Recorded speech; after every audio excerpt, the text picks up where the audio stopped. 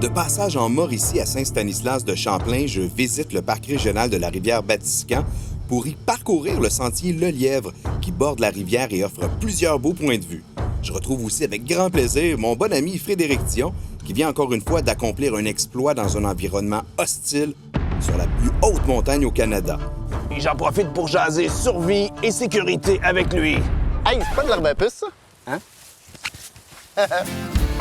Mon nom est Alexis, passionné de rando.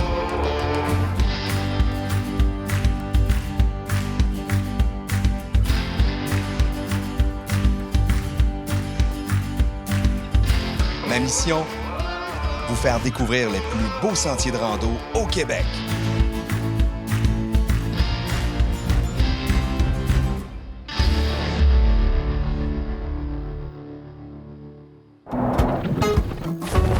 La Mauricie, c'est la région belle au naturel, étonnante, chaleureuse et à moins de 90 minutes des grands centres urbains. Avec ses 40 000 km² de territoire et ses 17 500 lacs et cours d'eau, la région a beaucoup à offrir autant du côté plein air avec ses parcs et sa forêt, mais aussi du côté culturel, historique et patrimonial. La Mauricie, c'est la belle d'à côté.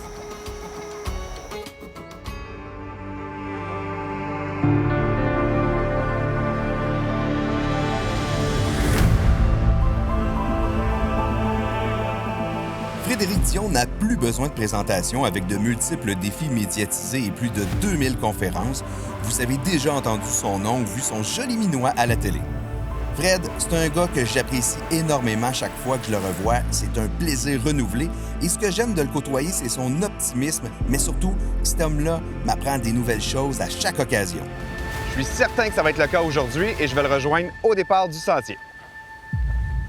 Hey, salut, beau bonhomme! Salut, Alexis! Comment ça va? Ça va bien. Bienvenue dans mon coin de pays. Merci, merci en Mauricie. Bon, la petite face de gendre parfait que toutes les belles mamans du Québec aimeraient avoir. Aussi. C'est toi, ça. Hey, écoute, aujourd'hui, on va faire un sentier quand même plutôt facile ici dans le parc régional de la Batiscan, un endroit que tu connais bien quand même. Oui, ici en Mauricie, c'est mon terrain de jeu, mais j'ai commencé, moi, en kayak là. Le vélo, je viens souvent. La marche, c'est un beau coin. Écoute, tu me montreras tout ça au fil du sentier. Pour l'instant, ben, on vous donne tout de suite les détails de notre défi du jour. Aujourd'hui, on fait le sentier Le Lièvre, le portage, d'une longueur de 3,2 km, d'une durée de 2 heures, d'une altitude de 80 mètres. Le niveau est débutant et le sentier est une boucle.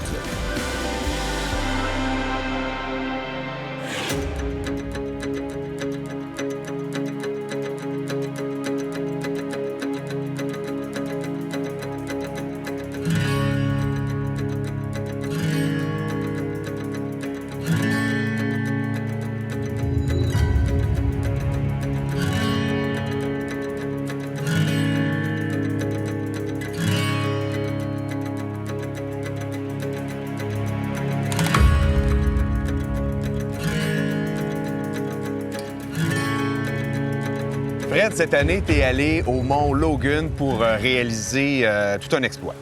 Oui, bien, c'était mon projet COVID. On ne pouvait pas voyager à l'international. Moi, j'ai entrepris de faire le centre de chaque continent de façon sportive, mais là, c'était pas possible. Fait que je me suis tourné vers d'autres rêves, des projets que j'avais, des rêves que j'avais dans le passé. Puis le Mont Logan, c'est une montagne, c'est la plus grosse montagne au monde en frais de superficie au sol. Ouais, le plus gros massif montagneux. C'est ça. Puis la plus haute au Canada. Donc, je voyais une belle occasion d'aller grimper cette montagne-là puis d'utiliser ce cerf-volant à traction durant l'ascension. Mais il fait pas souvent beau là-bas, là. Non, il y a comme 300 jours de mauvais temps par année, des froids jusqu'à moins 50. C'était pas évident comme expédition, mais c'est un projet qui me plaisait. Puis de me retrouver dans un univers où il n'y a personne aux alentours, c'est vraiment gigantesque, le parc de Clouanné. J'en ai pour mon argent. On a utilisé le cerf-volant à différents moments durant l'expé, mais pas la traversée du plateau sommital comme on voulait faire au départ. Mais comme on le sait, rien ne t'arrête. Et là, tu as décidé de migrer vers un autre sommet. Bien là, on a fait Logan, on avait encore plein de bouffe, plein d'énergie. Fait qu'on s'est tourné vers la deuxième plus haute montagne au Canada, qui est très rarement gravie, en fait, moins que le Mont Logan. Puis on a fait une descente du Mont Saint-Élias en ski, c'est quand même 3400 mètres de dénivelé.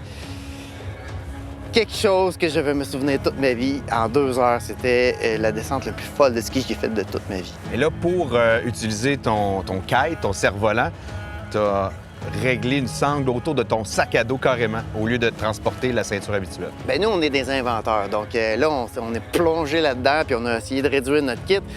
Donc, je ne l'ai pas emmené un harnais de cerf-volant. Donc, en fait, mon harnais, c'est mon sac à dos que j'ai modifié. Donc, j'ai mis 2 straps comme ça, ce qui me permet facilement de m'attacher à mon cerf-volant. Mais il y a plein de choses qu'on a modifiées comme ça, là. Donc, l'idée, c'est de s'adapter. Voilà.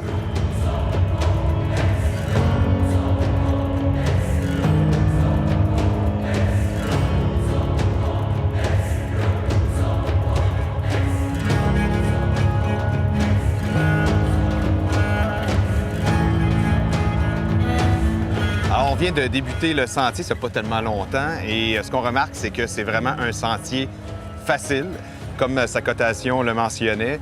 Peu de racines, peu de roches, assez plat. Oui.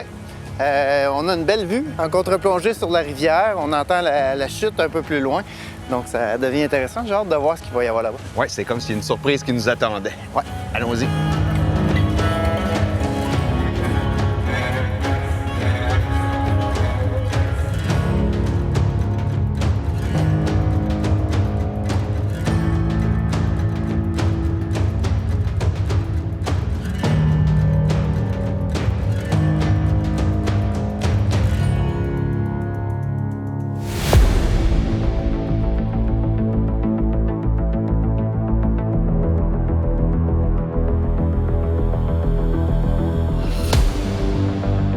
Quand je vois des rapides comme ça me fait penser à ma dernière expédition. On voulait atteindre le pôle d'inaccessibilité de l'Amérique du Sud. On venait de traverser les Andes en vélo, traverser le Salar de Uyuni. Et là, j'ai proposé aux gars, pour éviter une section de route dans les montagnes, bien, je dis on va se faire des radeaux, puis on va descendre une source de l'Amazon. Fait qu'on s'est acheté des tripes, on s'est bisouné des radeaux. Des trips, quand tu dis des trips, tu faisais des trips de pneus de voiture, là? Oui, des grosses tripes de camion. Et à un moment donné, je me fais prendre par un courant, j'ai de la difficulté à arrêter au bord. Je fais signe aux gars, mais eux réussissent pas à arrêter. Là, je les vois disparaître dans un virage comme ça, fait que je cours pour voir. Puis finalement, c'est un rapide qui était capable de franchir, fait que je leur fais signe d'arrêter après, ce qu'ils n'ont pas réussi à faire. Et en fait, toute la rivière rentre d'un canyon. Là, je sais pas pour toi, mais moi, là, ça se rétrécit, là, puis là, l'eau prend de la force. Qui dit canyon dit dénivelé, dit barrière de roche et éventuellement un rapide infranchissable, une chute.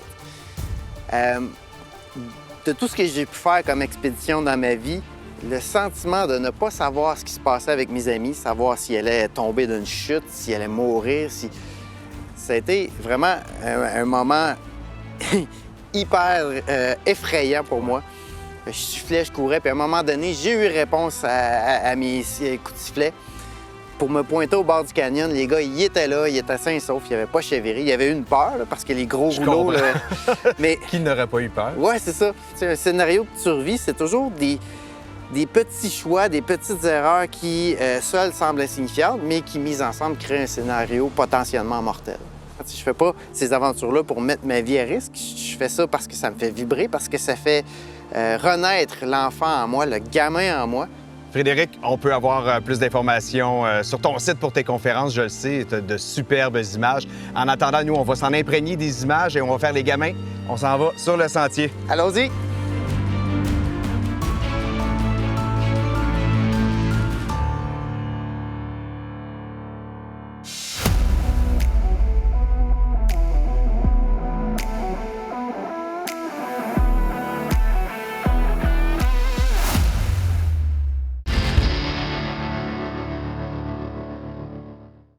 Sébastien, aujourd'hui, tu nous parles des principales blessures qu'on rencontre en rando, la gestion de la douleur, mais aussi de la prévention. Oui, exactement. Commençons par les blessures les plus communes. On va les distinguer en 2 catégories différentes, les traumatiques et les blessures de surutilisation. Commençons par les traumatiques. On va inclure là-dedans toutes les éraflures, les coupures, les ampoules. Évidemment qu'on voit un peu moins nous personnellement en clinique, mais ce qu'on voit beaucoup en clinique dans les traumatiques, c'est les entorses de cheville, évidemment. Ouais. Quand souvent on va se tordre le pied vers l'intérieur, il va y avoir une douleur à l'extérieur de la cheville, on les voit très, très souvent. Par la suite, dans les surutilisations, ça on les voit énormément en clinique. On commence avec les syndromes de bandelette iliotibiale, donc douleur souvent très près du genou sur le côté de la cuisse. Ensuite, on va avoir nos syndromes fémoro-patellaires, une douleur très aiguë qui va nous sembler être en dessous de notre rotule, entre la rotule et le fémur. Ensuite, on a les fameuses périostites, donc douleur qu'on rencontre très souvent, surtout avec les descentes dans la randonnée, donc douleur juste à l'intérieur du tibia. Et finalement, nos fameuses fascioplatties plantaires, une bonne douleur, souvent des sensations d'aiguille en dessous du pied, près de l'arche plantaire. Pour ces blessures-là, qu'est-ce que tu suggères pour la gestion de la douleur ou même la prévention?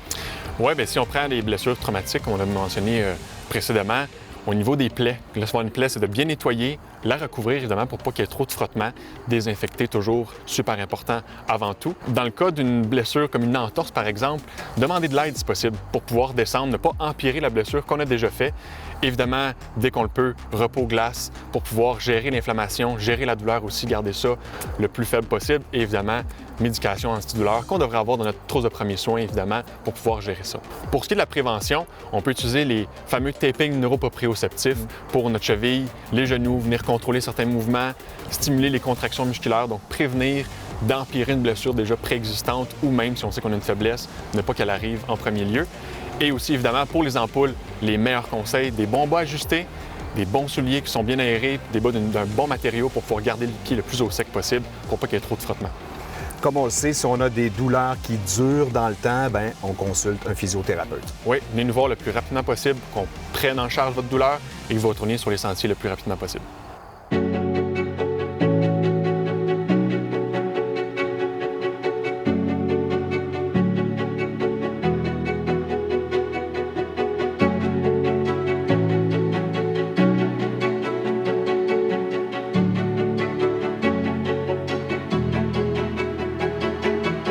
Il peut nous arriver beaucoup de choses quand on est en forêt. On n'est pas toujours bien préparé.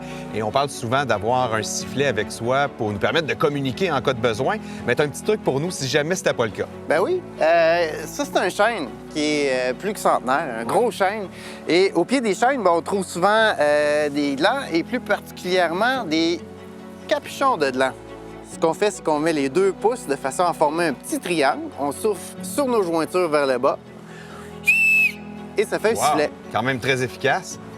Donc, on peut s'arranger. Hein? Moi, j'aime la survie. Puis la survie, ben, c'est un des rares sports où est-ce que plus on en fait, moins on a besoin d'équipement parce qu'en fait, on se sert de ce qu'on trouve sur le terrain. Certainement un truc de survie à retenir.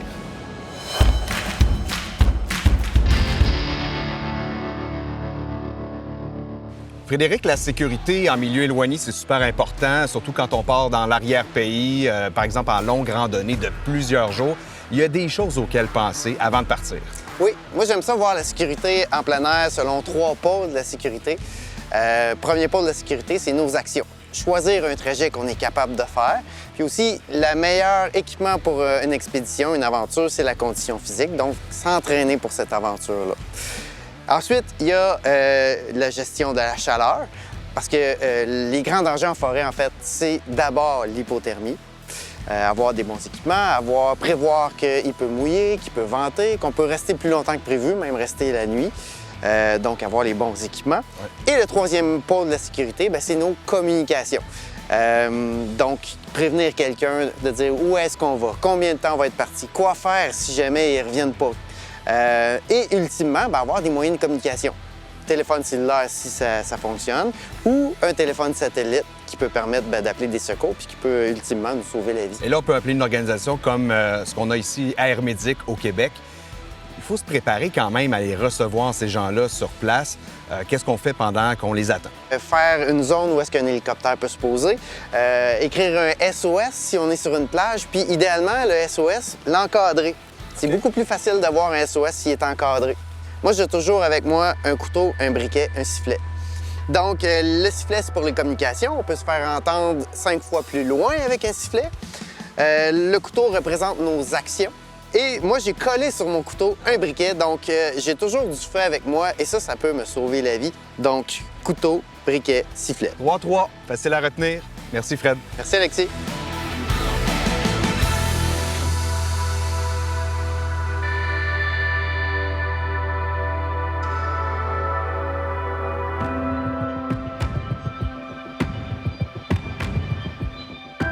Fred, dans le bois, il y a bien des affaires qu'on peut manger si on est mal pris.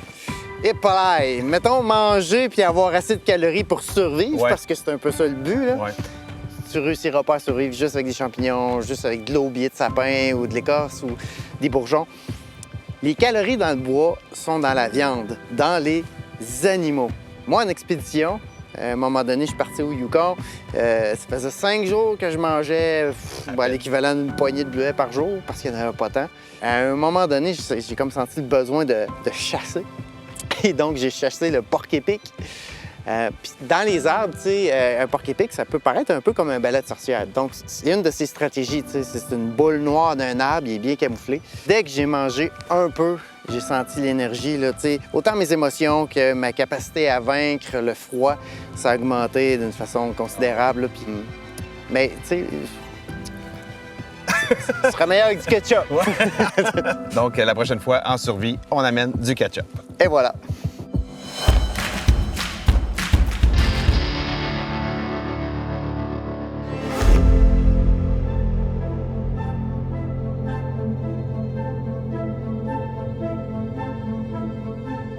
Aujourd'hui, je vous reviens sur l'importance d'une bonne planification. Pourquoi une préparation est-elle si importante? Elle aide à assurer la sécurité du groupe et des individus qui le composent. Elle vous prépare à utiliser les techniques sans trace et à minimiser les dommages infligés à l'environnement. Elle contribue au succès de votre aventure qui sera une expérience sécuritaire et divertissante. Au retour, passez en revue les résultats de votre voyage et notez les choses à améliorer lors de votre prochaine excursion. Informez-vous au sujet du territoire auprès des gestionnaires des terres et par l'étude de cartes et d'écrits. Choisissez du matériel et des vêtements confortables, sécuritaires et mettez en pratique les principes sans trace. Planifiez les activités du voyage en fonction de vos objectifs, de vos compétences et de vos habiletés. Planifier, c'est s'assurer de respecter les 7 principes sans trace. Bonne expédition!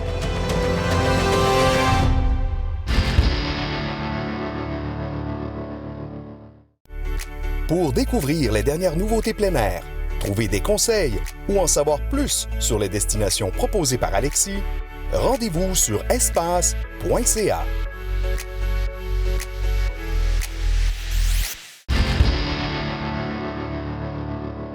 Capsule équipement avec notre ami Alexandre de chez Rack Ultra. Aujourd'hui, on parle de support pour le ski, en fait, tous les sports de glisse. Oui, c'est important d'utiliser des porte-skis qui sont à l'extérieur du véhicule. Oui, la majorité des véhicules, il y a possibilité de les transporter à l'intérieur. Par contre, il faut être conscient qu'il y a des dangers, que ce soit en cas d'accident où le matériel peut se déplacer, ça peut blesser les occupants, ou encore simplement au chargement, déchargement des skis ou des planches, on peut finir par abîmer l'intérieur du véhicule aussi. Qu'est-ce qu'on a comme option? À ce moment-là, on a plusieurs options. On peut aller sur le toit. Donc, encore là, ça prend toujours les barres transversales d'installer sur le toit. Et ensuite, on va rajouter l'accessoire à ski. C'est sûr que les accessoires à ski laissent les skis exposés aux éléments. Au moins, on a un transport sécuritaire du matériel. Par contre, il reste toujours l'option de la boîte de transport, donc la boîte de toit, qui à la base avait été conçue pour le transport des skis. L'avantage que ça vous donne, vos skis sont protégés des éléments et vous pouvez mettre à l'intérieur plus que vos skis, donc que ce soit bagages, stock de camping, ainsi de suite. Sinon, on a une option aussi du côté attache-remorque. Il y a une option sur attache-remorque. Il faut que la personne ait déjà en possession un porte-vélo à 2 bras. Et à ça, on peut rajouter un accessoire qu'on appelle la cage à ski, qui vous permet de transporter jusqu'à 6 paires de skis ou 4 planches ou un mélange de skis et planches. Ce qui reste quand même une bonne option si on ne veut pas se rééquiper d'un autre type de système. Effectivement, côté budget, c'est une option qui est très intéressante. Par contre, c'est tout aussi salissant à l'arrière du véhicule. Lorsqu'on quitte un bref instant pour aller en restaurant, rentrer au chalet, est-ce que nos skis sont sécurisés? Oui, la majorité des systèmes sont maintenant verrouillés. Ils vont venir avec une serrure installée dessus. Ce sont des bons systèmes. Par contre, pour une nuit complète, on recommande toujours de rentrer le matériel à l'intérieur. Mais pour un arrêt au restaurant, dépanneur, ces choses-là, il n'y a aucun problème. Pour ces supports-là, on parle de... La fourchette de prix pour les supports à ski, que ce soit sur l'attache-remorque ou sur le toit, donc ça va jouer entre 150 et 300 $.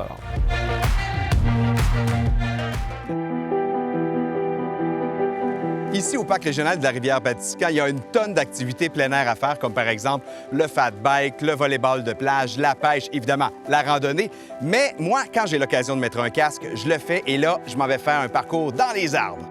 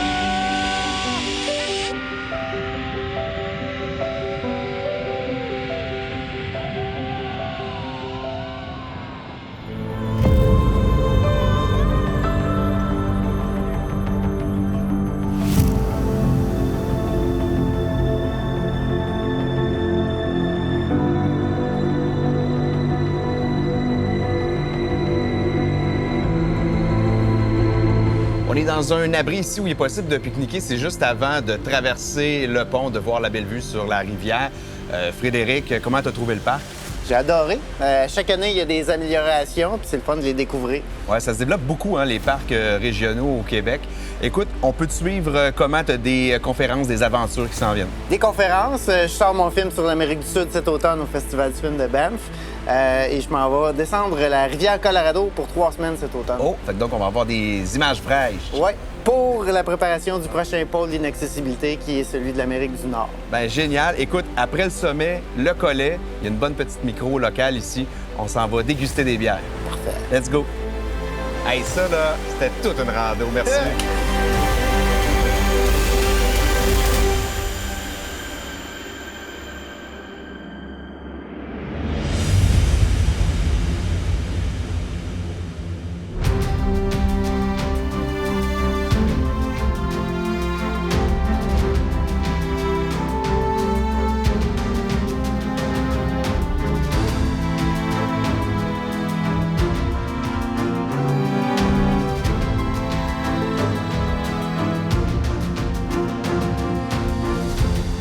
Donc, ici, la repentante goes à la renouée du Japon.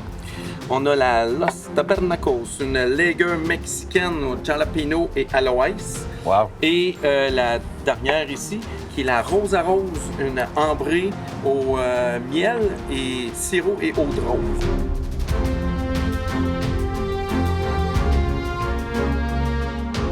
Fred, merci pour la belle journée. Santé. Tellement content de t'avoir revu. On se voit pas souvent quand même. Comment t'as trouvé ta journée? Bien, moi, j'étais content de te présenter mon coin de pays, le parc de la Batiscan. Je suis là en vélo, je suis là en kayak, à pied. Donc, de pouvoir faire le tour de ça, c'est plein de souvenirs. Fait que C'est ton génial. terrain de jeu, en tout cas, c'est pas très loin de chez toi. Puis j'étais content de voir où tu as fait tes premières descentes en kayak. Tu m'en as tellement parlé souvent. Hey, santé, à l'amitié. Santé.